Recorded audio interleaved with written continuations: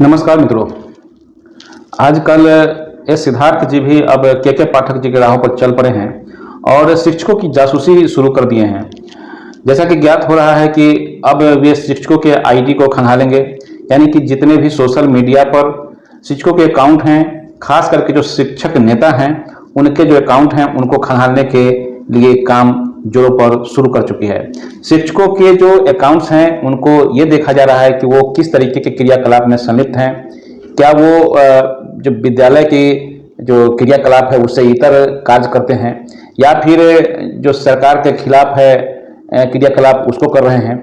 तो कुल मिलाकर के अगर कहें तो शिक्षकों के पीछे वो पड़ चुके हैं। और आपको बता दें कि इस तरीके से ये पता चलता है कि वे या शिक्षा विभाग अब जो विद्यालयों में गुणवत्तापूर्ण शिक्षा की बात की जा रही थी, गुणवत्तापूर्ण शिक्षा का अब क्या होगा पता नहीं, लेकिन शिक्षकों को अब विभिन्न तरह से परेशान करने का काम शुरू हो चुका है।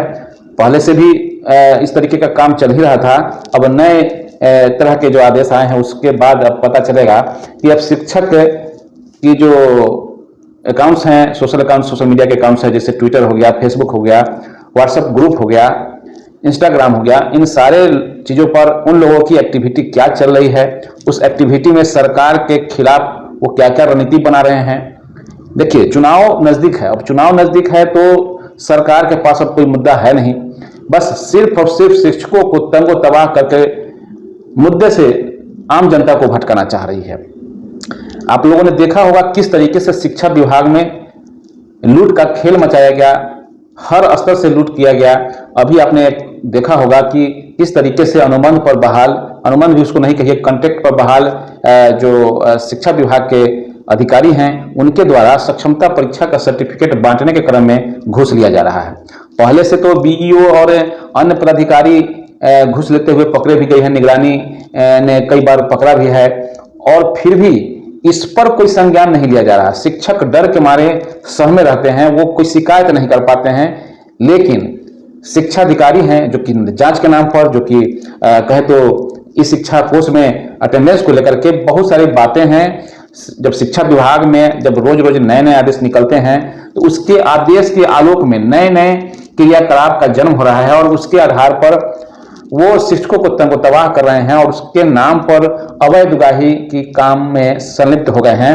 और लगातार इस तरीके का अवैध उगाही चल रहा है, सरकार के संज्ञान में भी जा रहा है। क्योंकि ऐसा नहीं है कि सोशल मीडिया पर जब शिक्षकों का आईडी खंगाल रही है तो सोशल मीडिया पर उनकी जो बातें हैं उन तक नहीं पहुंच रही हैं। शिक्षक सभी लोग लिख रहे हैं, सरकार से जब वो मांग करते हैं तो उस पर तो कोई सुनवाई नहीं होती है।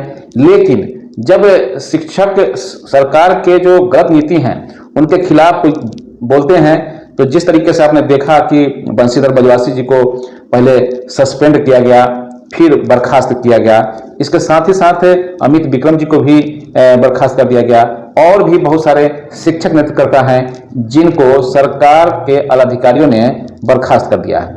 और ये सारी प्रक्रिया कैसे हुई है आप लोग से छुपा हुआ नहीं है। ये सारी प्रक्रिया के पीछे सोशल मीडिया कहें या मीडिया कहें, इस पर बयान उनका आता रहा और उस बयान के आधार पर ही उनके ऊपर यह कार्रवाई की गई है। तो कहने का मतलब यह है कि आपने देखा होगा कि जिस तरीके से कहा गया है कि जो महिलाएं हैं वे लोग रील्स बनाती हैं, साथ ही साथ जो शिक्षक हैं या शिक्षिका हैं वे जींस पैंट पहन करके आ रहे हैं। कहने का मतलब हर चीज लोग अब सोशल मीडिया पर डालते ही हैं। तो वो किस तरीके के परिधान पहन रहे हैं, स्कूल की अवधि में कैसे परिधान पहन करके फोटो डाल रहे हैं, अपना जो सेल्फ अटेंडेंस जो बना रहे हैं जिसमें इस शिक्षा कोष के माध्यम से बन रहा है, उसमें वो किस तरीके का ड्रेस है उनका, किस तरीके का पहनावा है, वो असल जो विद्यालय का जो समय है उस समय वो सही मायने में कहाँ पर है। आपके मोबाइल में लोकेशन अब ट्रैक किया जा रहा है और बहुत सारे शिक्षक ऐसे भी हैं जिनके मोबाइल में लोकेशन सेट हो चुका है, यानी कि इस शिक्षा कोर्स जैसे ही डाउनलोड किया गया है तो उसमें लोकेशन सेट हो गया है।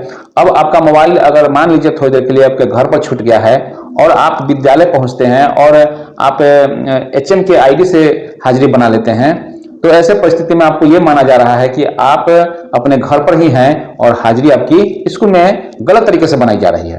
अब बताइए कि जो शिक्षक स्कूल में पहुंचे हुए हैं उसके बारे में भी ऐसी सोच सरकार रखती है। मतलब हर तरीके से एक परेशान करने के लिए एक नए नए तरीके का जुमला फेंका जा रहा है, नए नए तरीके का इजाद किया जा रहा है और कैसे शिक्षकों को परेशान ज्यादा से ज्यादा किया जा सके इसका इजाद किया जा रहा है।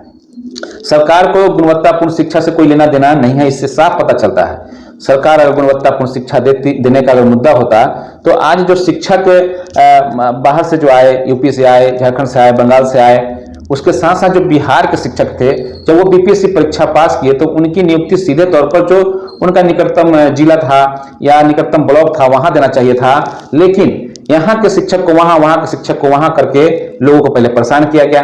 अब जब शिक्षक ट्रांसफर की मांग किए तो ट्रांसफर की मांग को सरकार कितने दिनों तक टालती रही, कितने महीनों तक टालती रही, और जब नया नियमावली सरकार लाई है तो उस नियमावली में फिर से वही सारी बातें, वही तरीका फिर से उसमें डाल दिया गया है।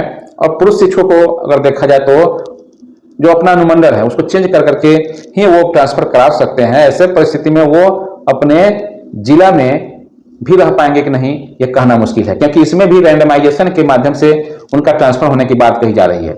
हाँ, कुछ हद तक महिला शिक्षिकाएं हैं, उनके लिए कुछ हद तक ठीक हैं।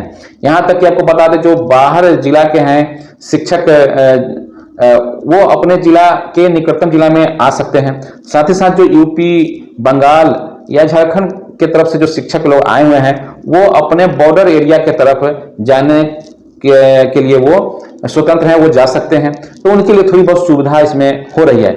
लेकिन कुल मिलाकर के कहें तो इसमें सारे शिक्षकों के साथ परेशानी आने वाली है और सरकार इसका फायदा उठा करके आपस में ही लोगों को लड़ा रही है, शिक्षकों को लड़ा रही है और शिक्षक कई टुकड़ों में बंट चुके हैं। किसी का कोई मत है, किसी का कोई मत है।